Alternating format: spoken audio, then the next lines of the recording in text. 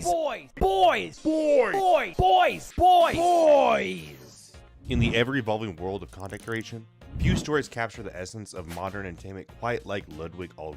From stand-up comedy stages to breaking Twitch records, this is the story of how a failed marketing manager became one of streaming's most recognizable faces. Growing up in Holland, New Hampshire, Ludwig Ahlgren was just another kid obsessed with video games, particularly Call of Duty.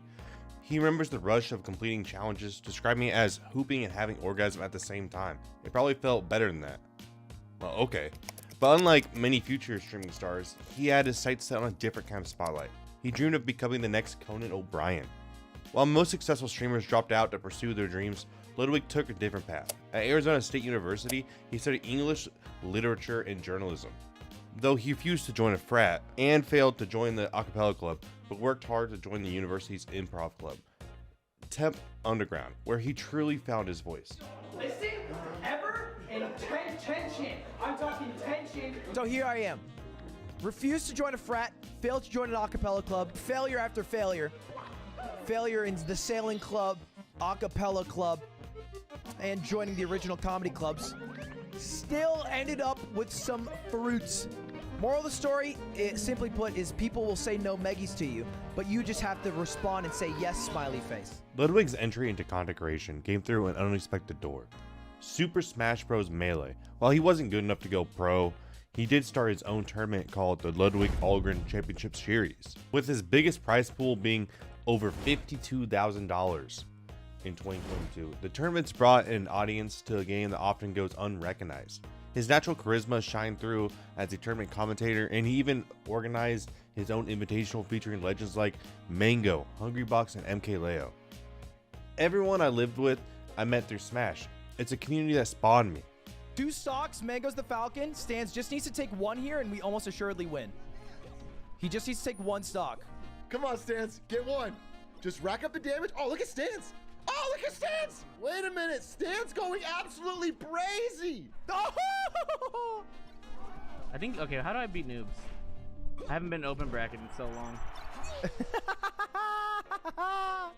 That's 1 stock left! There's no way Atriarch doesn't get 1. Atriarch would have to have the biggest choke of all time. 2022, I will make the biggest Smash tournament of all time. Oh, it will be the biggest in both entrance and prize pool for Melee and Ultimate. This will probably cost $1 million, straight up, just for like prize pool, venue, all that. When I originally was doing the deal, he's gonna swing with his hand, I think, right? Jesus. His content evolved beyond Smash Bros. To things like Dark Souls, Steady Records and Mario Party, and Among Us collaborations with stars like Sky's Toes and Valkyrie, showcased his quick wit and adaptability. Like, That was the best jester lawyer thing ever. He did so fast. Yeah, that was actually sick. Hey, that was actually... We won that game, snap. The Saul Goodman of Among Us. But the road to success wasn't straightforward. Ludwig bounced between jobs in Los Angeles, getting fired for 5 different positions, including a marketing role at a vape company. His most notorious exit, though, came from Snapchat, where he helped himself to $2,500 worth of snacks. Yeah, Snapchat was sick, but I stole a lot from the workplace, and I don't think that's why I got fired. Wait, you stole from Snapchat? It was... Okay. Shit. Okay. So you know how like really modern companies have like a company fridge that they like stock up with all the food and drink you could want? You stole people's lunch? No. Like, no. Like a lot of the newer companies, what do you call them? Silicon Valley companies will just have a lot of benefits, like fridges stocked with LaCroix in Baby Bell. And Baby Bell cheese? The little cheeses in the red wax. God, I love those. I do too. They're delicious. You stole the cheeses. Well, what I would allegedly do is I would bring like a grocery bag, and Friday night I would drive to work and I would fill 2 grocery bags and I'd go home so I could eat it on the weekend because I was broke. Motherfucker, you were stealing all the food from the job? No, but it's like, it wouldn't, it's all right because like the reason it's not stealing is because had I been working like at the office, it would be okay to drink it. So it's like, why can't I drink it if I'm going to work from home? You know, and maybe I took a little extra, but. What a hungry guy. When 2020 locked the world indoors, Ludwig's stream transformed from a side project into a phenomenon. His natural wit and mainstream appeal set him apart in an increasingly crowded field. His numbers, once modest, began to skyrocket as audiences connected with this old-school charisma and zany humor. In early 2021, a routine trip to New Hampshire turned dramatic when Ludwig needed emergency appendix surgery. But from this unexpected break came inspiration for what would become his defining moment in streaming history. The Subathon captured the internet's imagination. For every new subscriber, time was added to the stream. What started as an experiment turned into a month-long non-stop marathon stream. Ludwig slept on stream, lived his life on camera, and created countless memorable moments. He emerged with 282,000 subscribers and a record that would cement his place in streaming history. The event only ended because Ludwig chose to stop. The subscriptions were still pouring in. In late 2021, Ludwig made the decision that would reshape his career. In a now iconic video, he traded Twitch's purple car for YouTube's red one. The deal wasn't just about money though. Even if that was significant, it's weird to say, Ludwig admitted, but choosing between Twitch and YouTube was the hardest decision of my life. He even considered letting a coin flip decide his fate. The move paid off spectacularly. Within 1 month, Ludwig accumulated 2 million YouTube subscribers. By late 2024, the number had grown to over 6.4 million. His content continued to evolve, leading to a win for Best Streamed Event at the Streamer Awards for his Mogul Chess Boxing Championship. Success bred ambition. In 2022, Ludwig partnered with his friends Nick Allen, Stans, and Atriarch to launch Offbrand, a company aimed at elevating streaming events to television production quality. The vision was bold, to bridge the gap between traditional media and the streaming world like Ludwig has. But by 2024, cracks began to show. Ludwig revealed that his YouTube partnership money had been used to keep Offbrand afloat, making the company's numbers look better than they were. When I found this out, he admitted, I was like, oh damn, the books here are cooked. The hard decision was made to shut down the event side of the business. Today, Ludwig stands as one of streaming's most versatile and respected creators. His combination of mainstream media appeal and authentic personality has created something unique in the digital space. A creator who can seamlessly blend traditional entertainment with modern streaming culture. From New Hampshire to Los Angeles, from stand-up stages to millions of screens worldwide, Ludwig's journey reflects the evolution of modern entertainment itself. While his early dream was becoming a talk show host never materialized in the traditional sense, he achieved something perhaps more remarkable. He's helped define what entertainment means for a whole new generation. His name is Nicholas Kende Balanthazi, but you know him better as Sneeko. He is known for all the wrong reasons, for very public and furious beefs with other influencers, for racist comments, and for vicious misogyny. Yet he has managed to maintain an engaged and loyal fan base through it all. Who is the real Sneeko? Let's dive in. Born in New York City in 1988, Sneeko joined YouTube at the age of just 15. Like many other streamers, he started his journey playing computer games. He was mostly known for playing Call of Duty Black Ops 2. But even then, there was something different about his content. Between sniper shots and kill streaks, he dropped philosophical bombs that left viewers questioning whether they were watching a gaming channel or a teenage Karl Marx. People were fascinated with him because he seemed to veer between profound and very shallow observations. For example, take this anecdote about his self-centeredness. Crafting this image of ourselves with filters, music quotes, and edgy tweets. It's pretty much like making a Sims character. How you see me on YouTube is this person that I create through hours and hours of hard work. I script literally everything I say and edit it in a program. You have no idea what I'm actually like. For all you know, I could be a YouTube drone created by Google to scare you away from the YouTube you don't have to pay for. In real life, people view me as a kind of wannabe, sometimes annoying, slightly funny fuckboy. And you know, subconsciously I spend a lot of my time perfecting that image. Her content resonated with many people. That is when Sneeko started moving away from playing Call of Duty and toward more introspective commentary on life and the world. By 2018, Sneeko caught the attention of YouTube's golden boy, Mr. Beast. It should have been the classic YouTube success story. Small creator joins big creator, everyone wins, but Sneeko had different plans. This led to his first well-known beef. Sneeko burned that bridge and got fired by Mr. Beast. Sneeko later admitted it was because he got jealous. Sneeko said, "I didn't want to be the guy in Mr. Beast's video. I wanted to be Mr. Beast." He would later admit to regretting that decision, but did not stop Sneeko from renewing the beef years later. But we will get into that later. It was on the streets of New York where Sneeko truly found his voice. His 1-minute podcast turned random encounters with people into viral moments. Armed with just a microphone and his signature charisma, he proved he could make comedy gold out of thin air. The format was simple. Find a stranger, start a conversation, watch the magic happen. And for a while, it seemed like Sneeko had found his path. How do you think my content can improve? Because you've probably been watching for a while. I've been watching for a while. Before you had like some faggot content. What? Yeah. Like you were just being like all depressed, like in New York, like walking around. So why were you watching it? Sneeko took a very dark turn in 2022. He was influenced by the manosphere and extreme right-wing circles that seem dominant among some political streamers today. Some of his videos had always had a social commentary element. Look at some of his earlier videos like, "Is it okay to be fat?" and "Why men and women aren't equal." Gone were the carefully edited videos replaced by raw, unfiltered streams where his new catchphrase, "Wake up!" "Wake up!" became both a rallying cry and a meme. His intensity dialed up to 11 and his audience couldn't look away. Come back to reality! Get off the TikTok! Get off the Instagram! You're so stupid! You are so stupid! Miami became his new playground. Joining forces with Fresh and Fit, he dove deeper into the manosphere content that was reshaping his brand. His collaborations are rising with stars like Neon and Aiden Ross, created a content powerhouse that dominated the streaming landscape.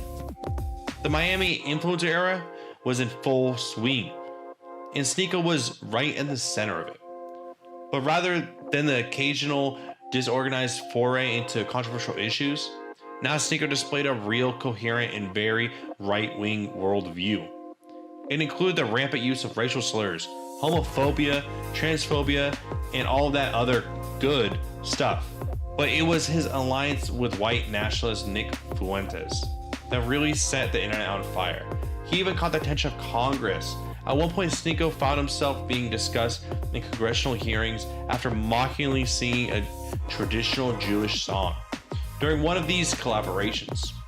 Not exactly the kind of attention most creators are looking for, but I guess all press is good press. Speaking of controversial figures, in 2020, Sneeko threw in support behind Kanye West's presidential campaign. He wasn't just a supporter, he was actively involved, appearing in campaign content and promoting Ye's message.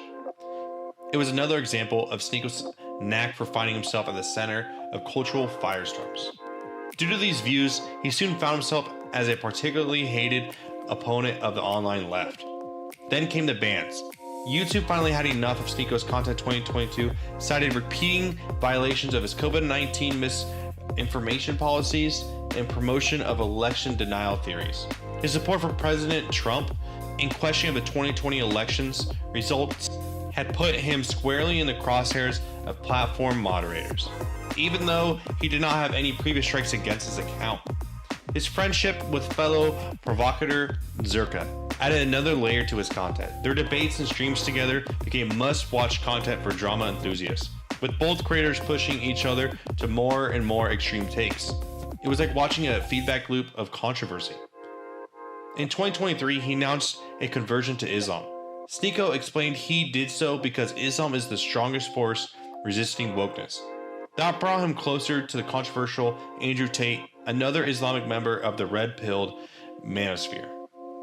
We will get into their weird relationship and how they fell out later. Now he had to rebuild himself elsewhere. Like many red-pilled accounts, he did so on Rumble. Sneeko quickly built up a base of followers on the alternative streaming platform. The streamer tried his hand at Twitch, but they banned Sneeko within 2 days. However, a lot has changed since then. Many of the most popular streamers and podcasters in the world now traffic in controversial content, including election denial and anti-vax conspiracy theories. Therefore, it wasn't that surprising when YouTube announced they would reverse the suspension and allow Sneeko back on the platform. Open up an LLC in Delaware. If you don't live in Delaware, which none of you do, open up an online residence, an online address in Delaware, they got the lowest income tax in the country. Also, when you start making bread, you gotta start an LLC and move to a state with low income tax. Florida, Texas, the red states mostly. But if you're in a communist place like California, New York, you're gonna take like fucking half of your money. It's communist. Delaware has the lowest income tax in the country. Don't tell them I told you. Controversies were skyrocketing Sneako back into the limelight. He even started to try and clean up his public image to become welcome on more platforms again. However, trouble is never far behind this controversial streamer. A few hours after becoming reinstated to YouTube, Sneako was banned again. He received a message. We terminated 2 channels associated with the creator Sneako for violating our terms of service. Channels with an active community guideline strike cannot post content, and it's a violation of our terms of service to circumvent that decision by using another channel. Per our long-standing 3 strikes policy, the channel was prohibited from uploading content for 14 days. It's a violation of YouTube's terms of service to circumvent this decision by using another channel, and violations may result in penalties, including termination of channel dedicated to re-uploads. Many observers thought this was a mistake.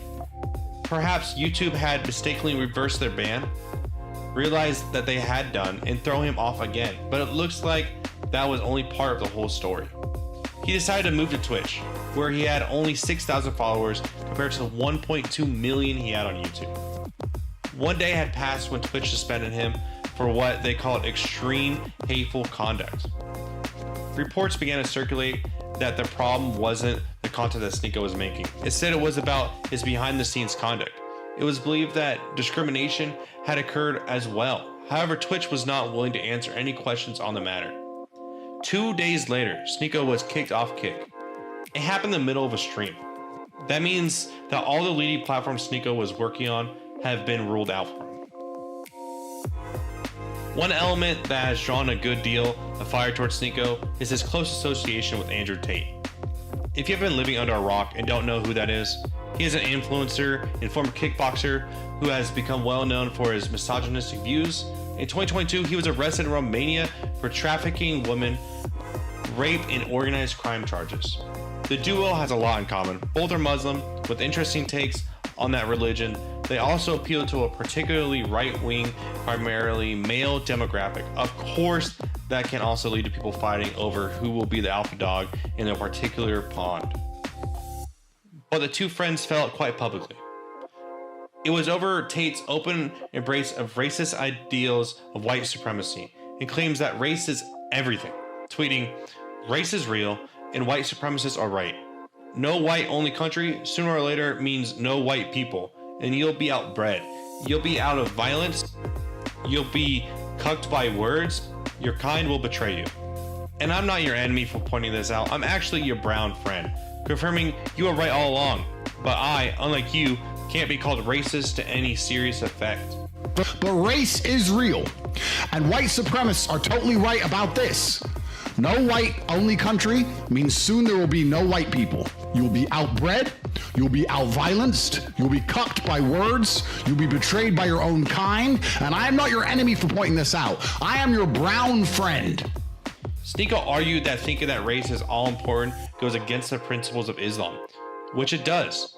However, he added, for some reason, that Tate's opinions meant he may as well be Jewish. This is what it looks like when racists argue, folks. Sneako added more intelligently, it's not totally right to believe in a supreme race. That's everything that we're fighting against. The root of all evil stems from a superiority complex of a race. Let's get to the tweet. Sneako supposedly had something to say. He said I wasn't a real Muslim and called me a Jew, so he had to get a bit of smoke. That was when Andrew revealed that the two had not been talking for years. He also accused Sneako of activating bots to like his posts and ratio him, which Tate considered gay as fuck. That is Twitter speak for getting more likes for reply than the original post. For whatever reason, that is very important to some influencers. Tate also threatened violence, writing, "If you said it in person, I would have knocked your ass out. And I would have helped you get up afterwards and said, 'Sorry, sir, I had to break your jaw.'" Tate threatened to end Sneako's career if he wanted to, but added, "I'm that guy. I'm not here to do that to the guy." Honestly, I'm not exactly sure what that means. Sneeko just isn't great at getting along with people. So Tate was not the only case worth discussing. In July, he got into it with Moist Critical over the Ava Chris Tyson controversy. In case you have no idea what I'm talking about, Moist Critical is a streamer known for his deadpan humor and looking suspiciously like Jesus. With over 10 billion views and 60 million subscribers on YouTube, he is a force to be reckoned with. In July 2024, Ava Chris Tyson, who is affiliated with Mr. Beast, was accused of grooming underage users on Discord. Sneeko came after Moist Critical for not addressing the controversy when everyone was talking about it. So Sneeko said in a stream, Moist Critical is not going to talk about the Chris situation because he wants the Mr. Beast collab. However, Moist Critical had discussed the matter and said, I'm honestly shocked Sneeko isn't defending all of this, considering he's been arguing against the age of consent for a while now. Sneeko's rise to the top of the streaming world has been remarkable in its rapidity and unconventional path. While he is disliked by many, the streamer's popularity is maintained by his undeniable charisma and unpredictability. You never know what he is going to do next. Sneeko seems to be motivated not only by desire for fame, but also by strong emotions, both positive and negative. That is what makes him fascinating. Let me know in the comments below if you think Sneeko is a problematic creator that needs to go, or if you think he's a misunderstood creator. Why is Twitch not paying their streamers anymore? Twitch has again found itself in hot water, this time with their advertisers. Streamers who once were thriving are now in a scramble for survival due to harsher rules, diminishing ad revenue, and bans. The Twitch platform is going through monumental changes, and everyone is wondering who is to blame for these changes, and which creators are going to survive this oncoming adpocalypse. Let's start with Twitch ads. How Twitch makes most of its money is by subscriptions and having creators put advertisements during their live streams. A program launched on Twitch in March 2022 called the Ads Incentive Program lets streamers get a 55% ad revenue split on ads they put during their streams. The AIP got further updated on July 2023 so that Twitch streamers' pay is based on the frequency they put ads in stream, viewership, and location of viewers they are showing ads to. For example, if you live in countries such as the US, UK, or Canada, advertisers will pay you more than a streamer getting high view counts in places like Latin America or India. I average about $100 to $200 a day in ad revenue, right? 5 days a week, you're talking about $600-700 a week. You're talking about $2,800 a month, you know, $3,000 a month. I make about $8,000 a month on average, and sometimes 9, right? So it's about 40% of my. With this system, creators are incentivized to run as many ads as possible. As you can see with streamers like Stable Ronaldo, he makes around $1.2 million a month with only 63,000 subscribers. While this system is very lucrative for Twitch creators, Twitch is running into a major problem. Advertisers are leaving the platform due to them not wanting to have the brand associated with streamers who say controversial things. And this makes sense. A company doesn't want their brand correlating with something deemed inappropriate or hate speech. It's just bad for business. But this is stifling the creators on what kind of content they are able to produce. Some streamers have pointed out the fact that their ad revenue is completely non-existent at this point, going from thousands of dollars in ad revenue a month to making just pennies. Go to my Twitch dashboard, right, this month, and I noticed that I was receiving $0 in ad money this whole month. I was receiving no money in ads while running ads this month, right? You guys are laughing, but it's actually a little disappointing, weird situation. My ad revenue went from $10,000 plus at some points per day to now like $2,000 a day. So from someone who was making upwards of 5 figures a day, now only making $2,000 a day off ad revenue, something's wrong. Something's going on where my ad revenue is not correct and it's not what it should be. If I want to make $2,000 a day, I'll go be a fucking mailman, okay? She said that it was the advertisers who have been steering away from quote-unquote politics, I think because of the election. So I guess advertisers didn't want to run ads on my stream. So Twitch, if you don't fix my ad revenue and put it back to normal, I'm not going to be streaming on the platform. I don't care. I don't do this for fun. I don't do this. This is my job. I do this to make a living. Essentially, I got demonetized because I had Iran as a tag. You guys know on the bottom, it says FaZe English D10 FaZe playing Call of Duty. And I got demonetized because I had Iran as a tag. As you guys know, I am Iranian, and I've had that same tag for about 2 years. Twitch has started demonetizing streamers with certain tags on their videos revolving around race, sexual content, or countries seen as a threat to America, leading to this huge decline in revenue Twitch streamers are currently seeing. Covered the market's reaction to the election. Not politics, not personal politics, not policy, just the market's reaction. And so Friday before stream, I decided to take that tag off. I took off veteran as well, just in case. And guess what? It came back. So there's not a fucking adpocalypse. I never said there was an adpocalypse. I said that I'm being affected by other people's shit. And so what did I do? I took off the election tag, and guess what happened? My money came back. So sorry, drama frogs who are like, this is an adpocalypse. No, it's not. No, it's not. It is a advertising thing that is happening with a specific subset on the platform. Along with this coming out, Twitch has started banning creators who say things that chase advertisers away. For example, Asmongold and Frogan have recently gotten banned for saying controversial things on Twitch. If you want to consider a genocide as a systematic killing of a group of people, they have genocide built into Sharia law right now. So no, I'm not going to cry a fucking river when people who have genocide that's baked into their laws are getting genocided. I don't give a fuck. They're terrible people. It's not even a question. It's crazy that people don't see it that way. They'd be doing the same thing. And how much did they kill? As many as they can. They're not able to kill as many people as Israel because they don't have as many bombs and as many weapons. But if they did, they'd be doing the same thing. That's it. Just takes enough. That's right. These people are not your allies. They are not the same as us. They come from an inferior culture that is horrible. It kills people for their identity, and it is directly antithetical to everything Western values stand for, and it is an inferior culture in all ways. It is that simple. No, I don't feel bad for them. I don't feel sorry for them. I don't care. I have no pity at all for any fucking soldiers. Distress, thank you so much. I will never have any fucking pity for any fucking soldiers. U.S. military? Boo fucking who? I hope you get PTSD. Asmon has been heavily criticized and blamed for the new changes in Twitch's policy, while Asmongold takes partial credit in the adpocalypse. He also points the finger at streamers like Frogan, Hassan, as the reason for Twitch's policy. Hassan clearly is like one of the biggest proponents of this. I would say he is the biggest proponent to a lot of the contention around the, quote, adpocalypse. He's the main reason why this is, like, 90% of the examples that are being used are him. Like, or maybe not 90, it might be 80, 70%. But it's like the majority of all examples on the entire platform are all Hassan. So, yeah, very clearly this is the reason why it's happening. Now, you can say that it's unfair, but that's fine. That's okay. But you can't say it's not happening, or that's not the reason. Discourse on Twitch's preferential treatment of certain streamers like Hassan has erupted.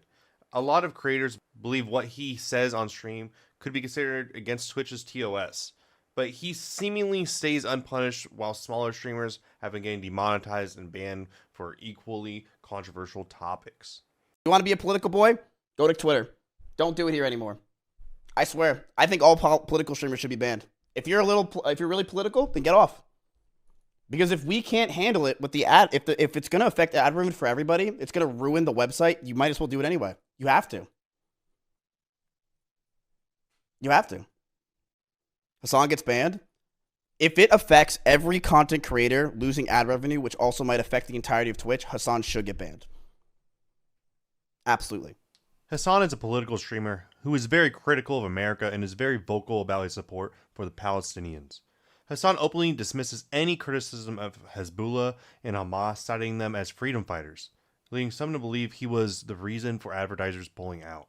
My analysis, even if there was multiple rapes that took place on October 7, this does not change anything for me in this dynamic. What rapes did Hezbollah do? Bro, what rapes did fucking Hamas do? What are you talking about? Oh yeah, the Stop Anti-Semitism account that considered me to be anti-Semite of the week has also been hallucinating rapes once again, doing rape fantasies once again because they're fucking mentally ill. Hamas has committed horrific acts of sexual violence and took women and girls, men and boys slaughtered after enduring sexual violence. The deadliest day for the Jewish people. Women were horribly raped. As I said then, I say today, Israel has a right to Like the fucking Israeli government, if their kid dies, it is almost 100% a direct consequence of the Israeli government blowing him to fucking bits for the crime of being captured and being in the vicinity of Palestine. Baying pig. Fucking bloodthirsty, violent pig dog. America deserved 9/11, dude. Fuck it. I'm saying it. We're there to partner with them. We're not there doing our own thing. We're there partnering and training in a video and game. equipping and enhancing their capabilities. So that's part of what we're doing. And the other part is just knowledge. We want to know what's happening. The reason people attribute this to Hassan is that he was openly targeted by the Anti-Defamation League, citing Twitch as an anti-Semitic platform, propping up hate and threatening a boycott on Twitch over their handling of pro-Palestine content. Twitch's response to the ADL was to make the controversial decision of declaring the terms Zionist and Zionism as new violations to their TOS.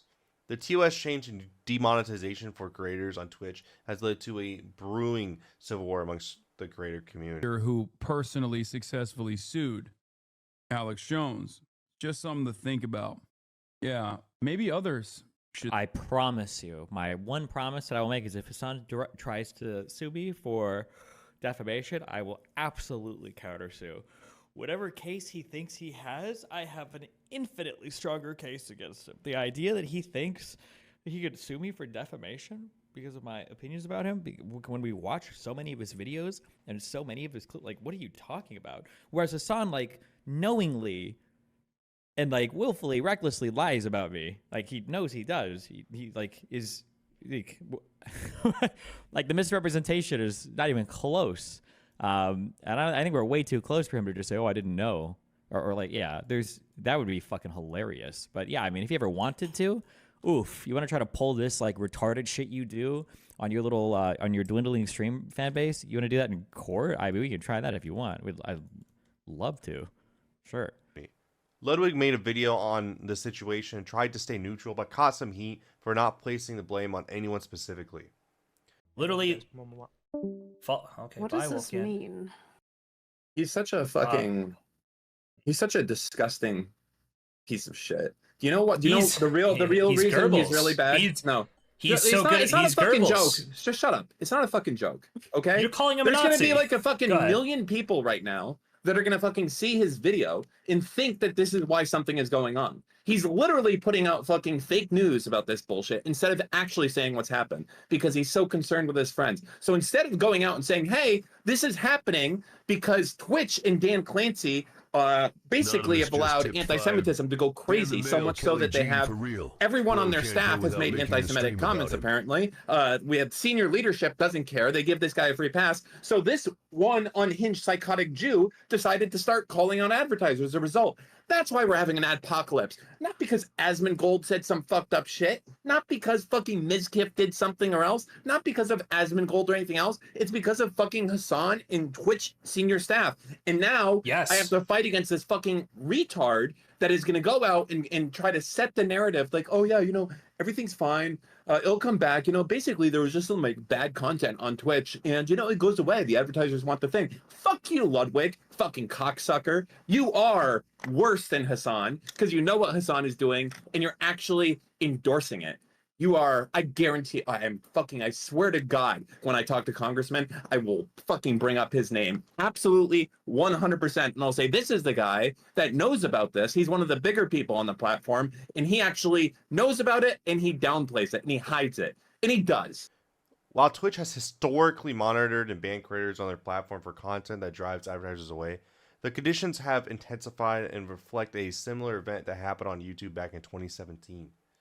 YouTube had their own adpocalypse that heavily affected their creators after the biggest YouTuber at the time, PewDiePie, released a controversial video, This is one of the first instances advertisers threatened to leave an online platform due to content being too controversial, and still, to this day, has heavily affected YouTube's monetization system. So what does this mean for Twitch and streamers now? Creators are forced to choose between maximum monetization and content freedom. Political discussion has become a minefield, and many streamers are moving to other platforms.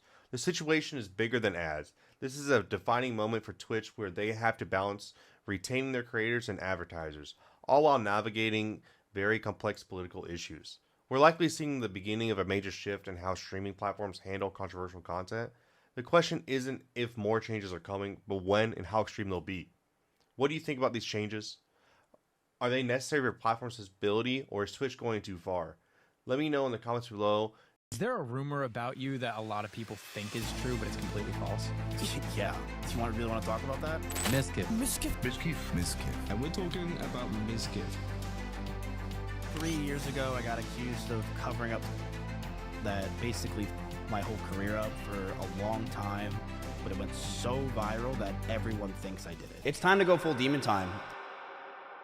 The person whom you just saw has had one of the most controversial careers one could ever have on Twitch.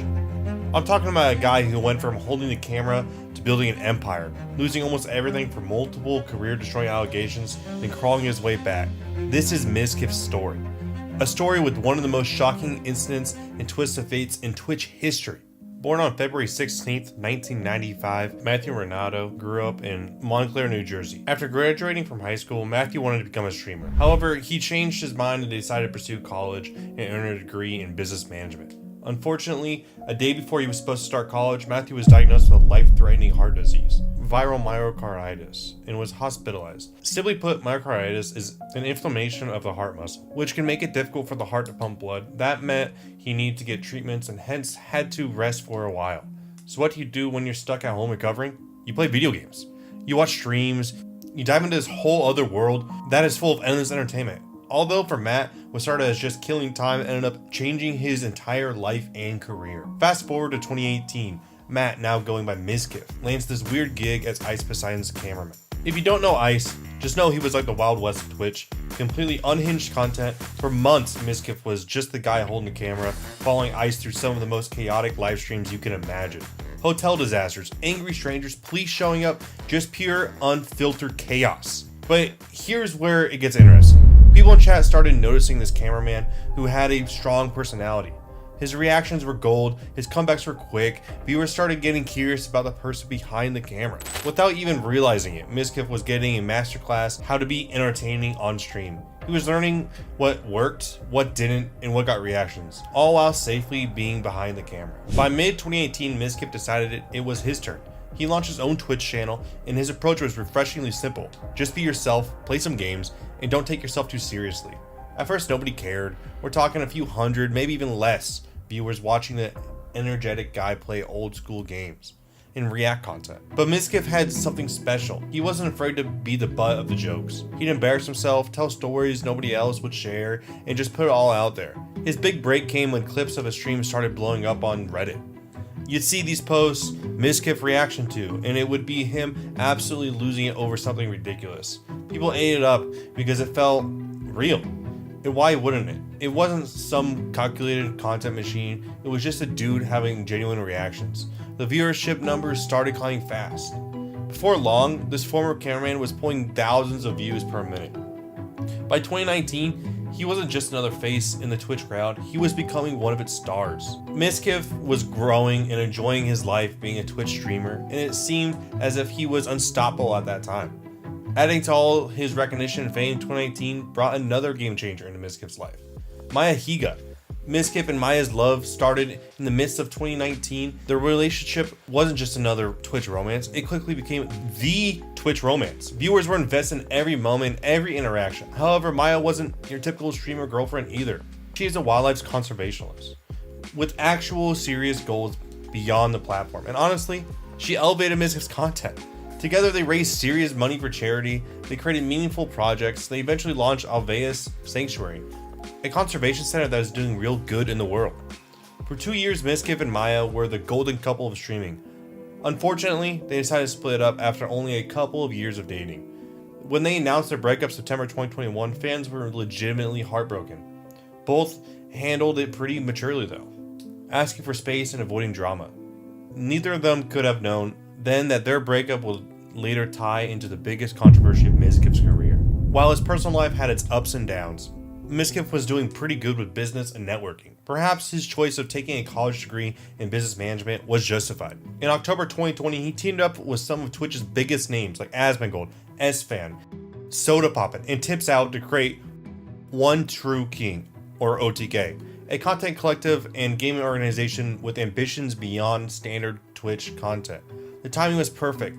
With the pandemic keeping everyone at home, Twitch viewership was exploding. The OTK was positioned to capitalize on this surge of audience attention. The founding and announcement stream on October 11, 2020 generated massive buzz in the streaming community. OTK quickly distinguished itself from other gaming organizations by focusing on entertainment value over competitive esports.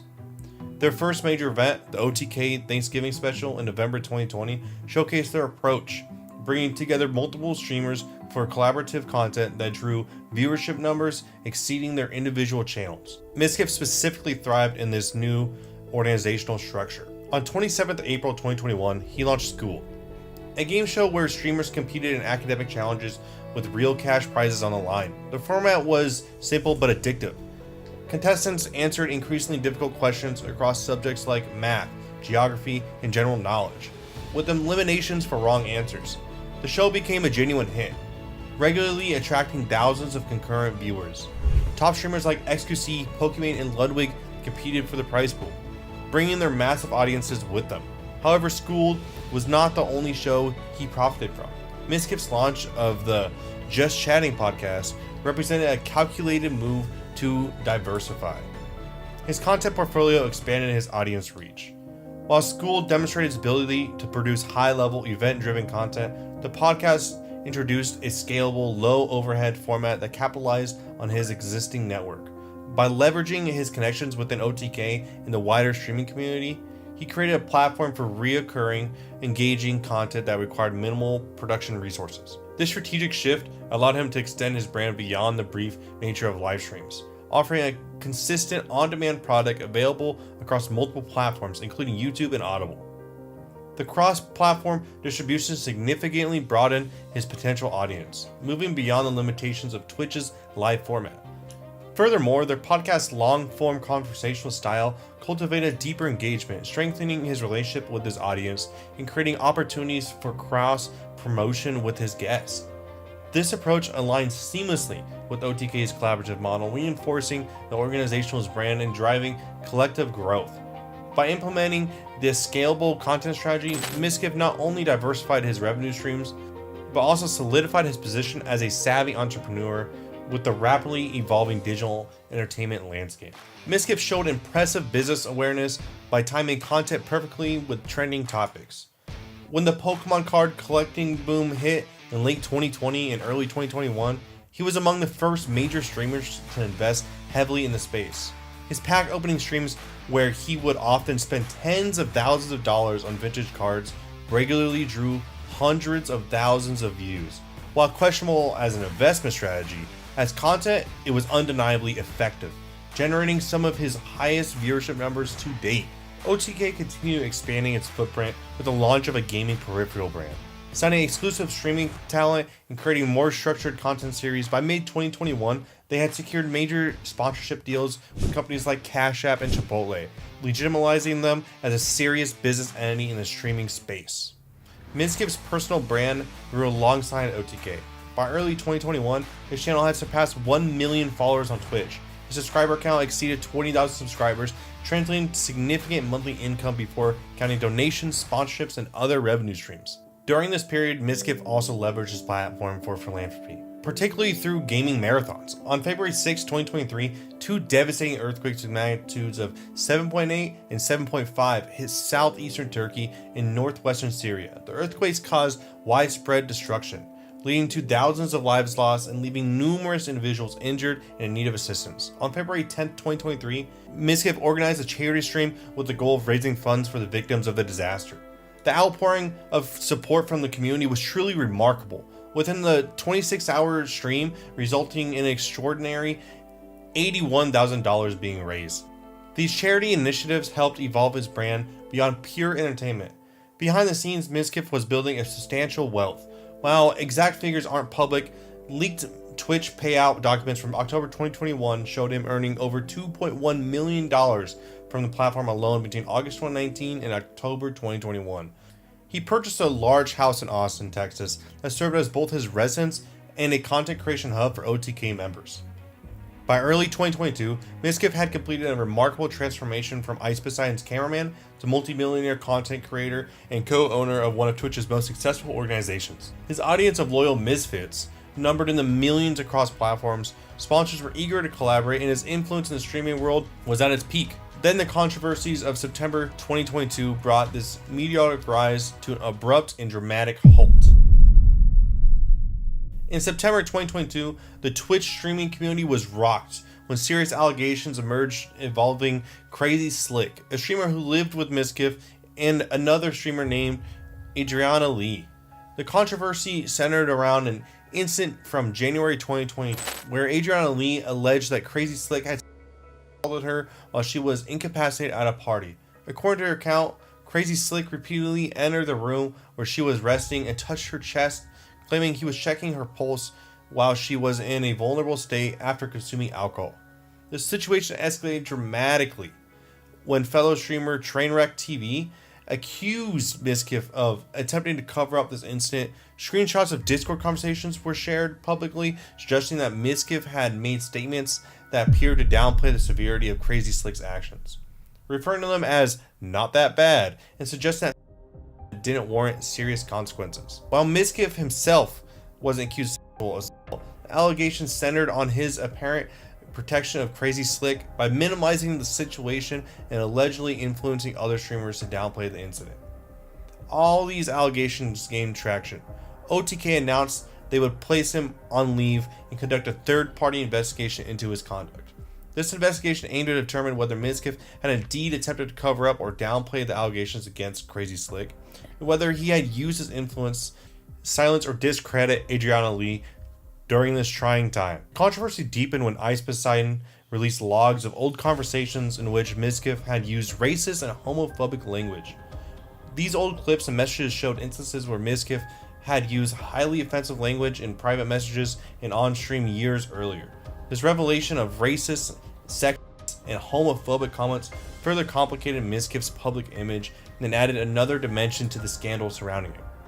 Mizkif initially responded to the allegations via Twitter, denying that he had covered up and emphasizing that he had asked Crazy Slick to leave their shared house once the full extent of the allegations became clear. Later, he addressed the situation more comprehensively in a stream where he apologized for his handling of the situation, admitting a poor judgment in how he discussed the incident and acknowledging that he should have taken the allegations more seriously.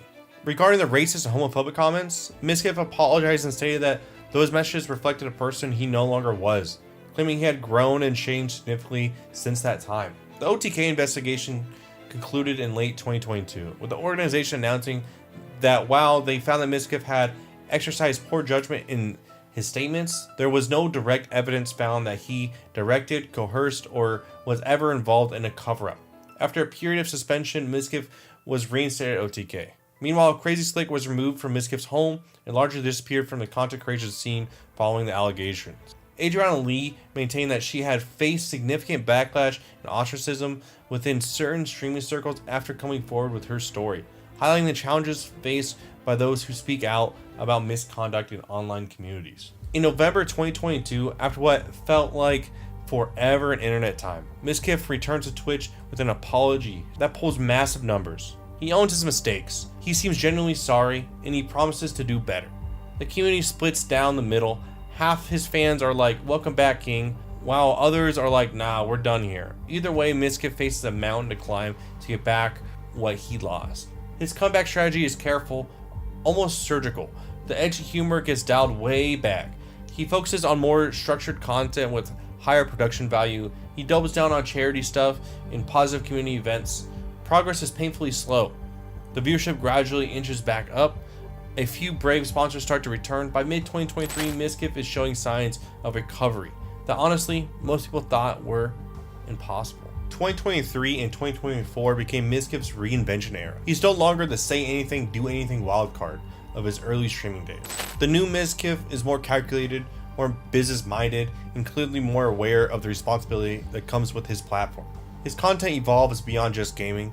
He does cooking streams, travel content, and these elaborate productions that feel almost TV quality. He starts working with creators outside his usual circle, bringing his new audience. He leverages everything he's learned to help grow OTK into a serious entertainment brand.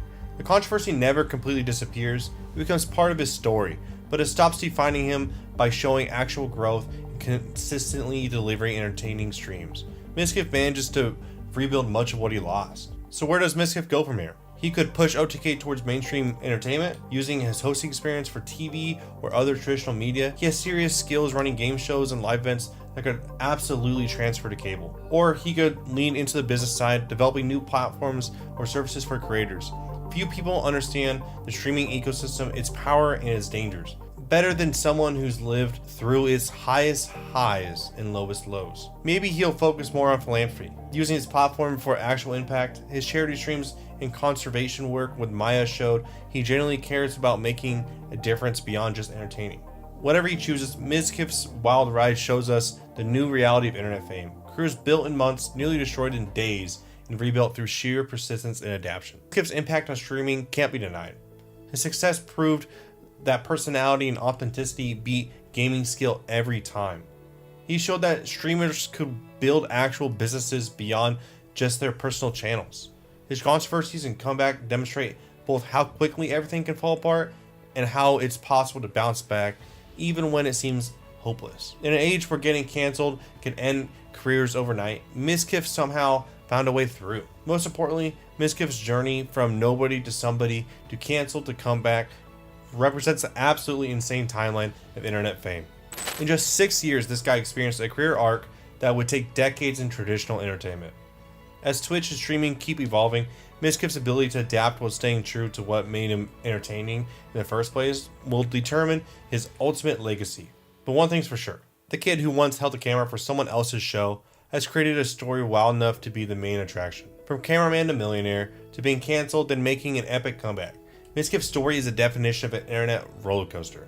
It's a story about talent, opportunity, massive mistakes, and finding a way back that can only happen in the digital age. Whether you love him or hate him, Mizkif represents something important. The ability to reinvent yourself in a world that screenshots everything and never forgets. And as of 2025, his story is still being written, one stream at a time.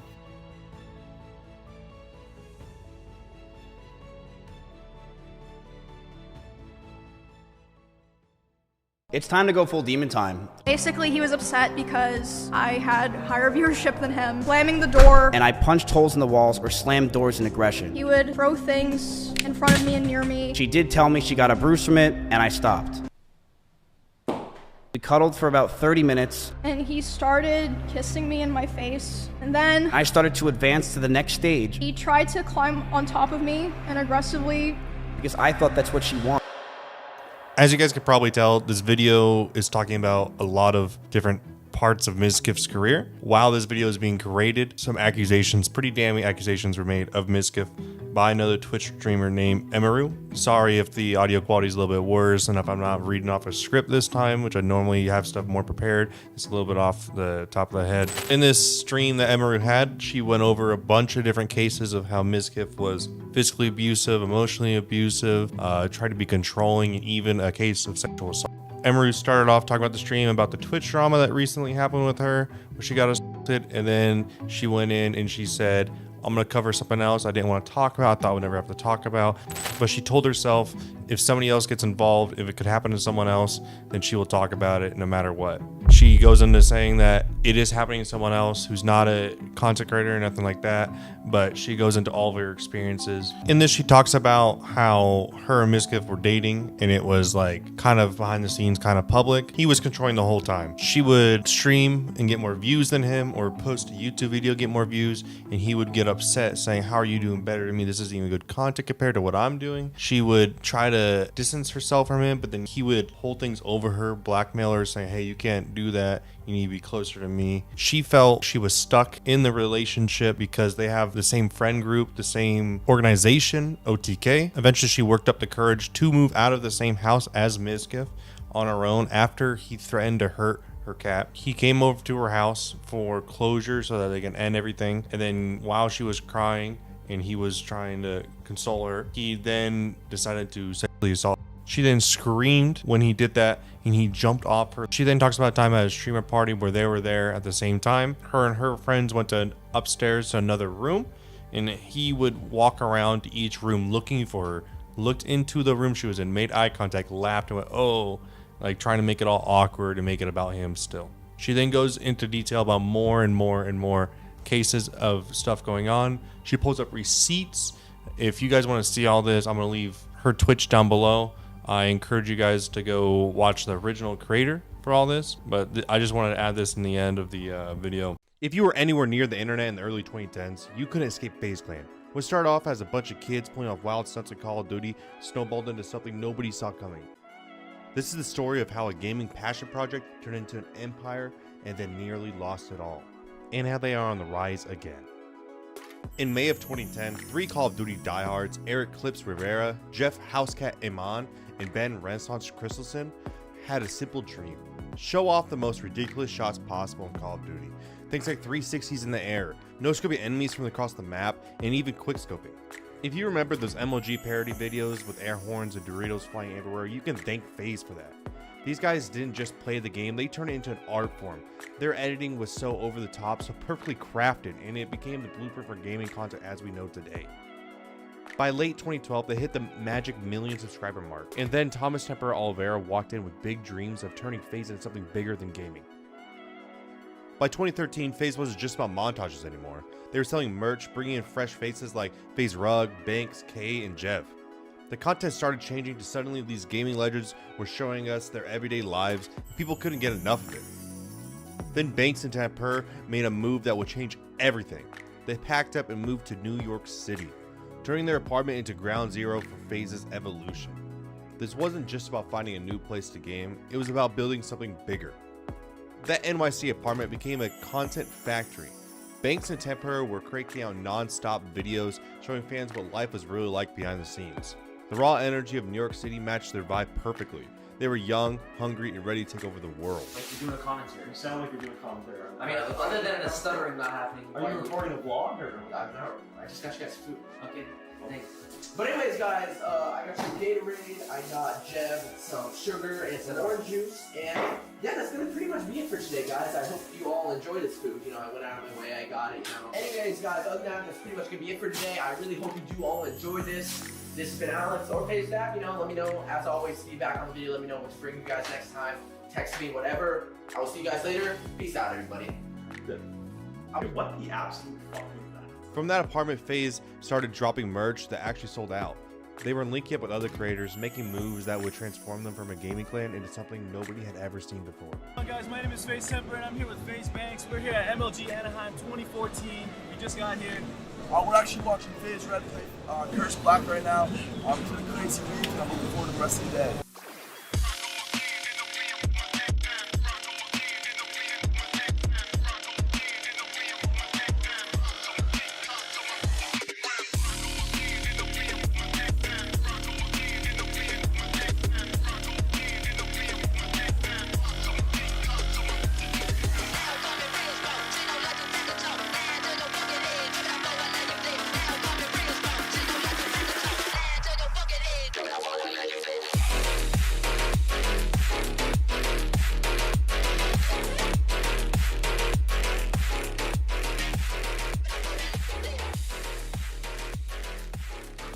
With his merch. Damn. FaZe up. Dang, dude, this is fire. This is actual fire. Look at this shit. By 2015, FaZe was more than just YouTube famous. They were a full-blown brand. A Norwegian company called Hubrik saw the potential and threw some serious money their way. Suddenly, FaZe wasn't just about trick shots anymore. They were signing pro players and winning CSGO championships. The game had changed. Enter Lee Trink. In 2016, fresh from running Virgin Records, under his watch, FaZe made the big move to LA, snagging yet another CSGO championship worth $500,000 and launched the Clout House. The Clout House was not an official FaZe property, but was started up by FaZe Banks. It became this crazy intersection of gaming and influencer culture that had Banks splitting time between FaZe duties in this new content hub, collaborating with creators like Rice Gump and Alyssa Violet consistently. It was like gaming culture, mainstream entertainment were finally speaking the same language. The crossover between FaZe and Clout House created this perfect storm of content. You'd have FaZe members dropping by for collabs, streams turning into viral moments, and the lines between gamer and influencer completely blurring. Bro, what is that? Juices building up. You get right up against the skin, get every last bite. Dude, he's kind of like describing that one strip club moment. Right up to the skin. You see that shit? You see that. That's how you kiwi. You've never had a kiwi, bro. One of my favorite fruit. I didn't have a lot of things. Don't hold it like that so it drips everywhere. Actually, no. Hold it like that over your shirt. Dude, I don't know how to do this shit. This is where you're okay, now what's continue what you were doing. That's good, bro. Yo, you just bite it. Gang. But success has a funny way of complicating things. In May 2019, Tfue, one of the biggest stars, dropped a bombshell lawsuit claiming FaZe was taking 80% of his brand deals. FaZe fired back with their own lawsuit, claiming Tfue's contract was standard and he was breaking it by disclosing its information and damaging the brand. The lawsuit was settled out of court with no public resolution, but the cracks in FaZe were starting to show. This contract that I signed, when I didn't know any better, I'm an idiot. I should have never signed it. First off, I just want to say I don't agree with what him and his team have done. I think it's complete and utter. Most of it is a complete lie, exaggerated, and it's tactical, which you don't use tactics and legal strategy against friends. Because I thought before anything else, before the business shit, before anything like that, before egos, before views, before all that, honestly, I thought we were friends. Tfue, I called you my family, and I got no heads up. I got absolutely no warning of this. This is something that could have easily been handled offline, and if this was just about making even more money than you do now, then we could have gotten to that point too, dude. Like, I don't understand. It doesn't make any sense to me. I'm sure I'm gonna have a shit ton of hate on this video. I mean, you're massive. I feel like I've created a monster in some way. But if that's the price I have to pay, then so be it. I have to tell the truth and I have to get my side of the story out there. I'm not gonna sit around and let people fucking gossip and competitors to my brand come out and talk shit. Like, you guys are fucking snakes. You know who you are. I'm honestly just disgusted in the whole situation. I'm pretty emotional right now. And half of it is definitely just pure raw anger. But the other half of it, like, I'm truly fucking like crushed right now. In 2022, FaZe made what seemed like was going to be the best move yet. They were going public through a merger with B. Riley Merger Corp. But here's where things get messy. FaZe was burning through cash in 2022 alone. They lost $53.2 million despite bringing in $70 million in revenue. Their aggressive expansion into everything from energy drinks to crypto was stretching them thin. Wall Street wasn't buying the hype anymore. The stock started at $20, but reality hit hard. By March 2023, shares were trading below $1. FaZe had gone on a hiring spree during the COVID boom, ballooning to over 100 employees, but with a recession looming and advertisers tightening their belts, that corporate structure became dead weight. The final blow? NASDAQ threatened to delist them unless the stock price climbed above $1. And spoiler alert, it didn't. The gaming organization that once seemed unstoppable was now worth less than some Twitch streamers' monthly earnings. Then came the tweet that changed everything. In October 2023, GameSquare Holdings swooped in with a $17 million lifeline, bringing Banks back as CEO and Temper as president. The suits were out, and the people who made FaZe great were back in charge. The new FaZe isn't trying to be a corporate giant anymore, and instead took a turn back to more authentic and gritty content. FaZe Banks devised a genius plan to get some influencers together and start streaming. He built a team from different backgrounds with people like Playboy Max, Lacey, Stable Ronaldo, Silky, and Jason the Weem. This was the new FaZe clan, and they started grinding content through streams. The new FaZe isn't trying to recreate the old FaZe. They're writing their own chapter. You'll find them hosting impromptu dance battles on stream, turning everyday moments into entertainment, and most importantly, being authentic.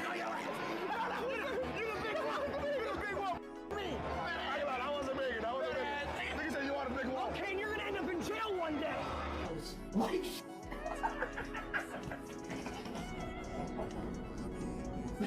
FaZe dominated the 2024 Streamer Awards. Playboy Max took home Best Creative Arts Streamer, Lacey and Streamer Ronaldo were nominated for the Best IRL Streamer Award, and Jason the Ween won Best Breakout Streamer, and the whole FaZe Clan won Best Content Organization Award. FaZe Clan. Listen, thank you guys so much for having us. Everyone, FaZe Clan started. What'd he say? Listen, I'm gonna keep it short and sweet. This award goes to these guys. We brought it back. And you guys have heard the story a million times. I guess I can run it through one more time. We got the shit stolen from us, me and my boys. Shout out Tommy, Rain, Apex. Got it back. Did the only thing that there was to really do, which was wipe the slate clean, hit the reset button, give this shit a fresh start. People told us we were dumb. People told me I was ruining FaZe. People asked me, who the f is Lacey? Who the f is Black Boy Max, Stable Ronaldo? Who the f is Silky? I guess now they know. Damn!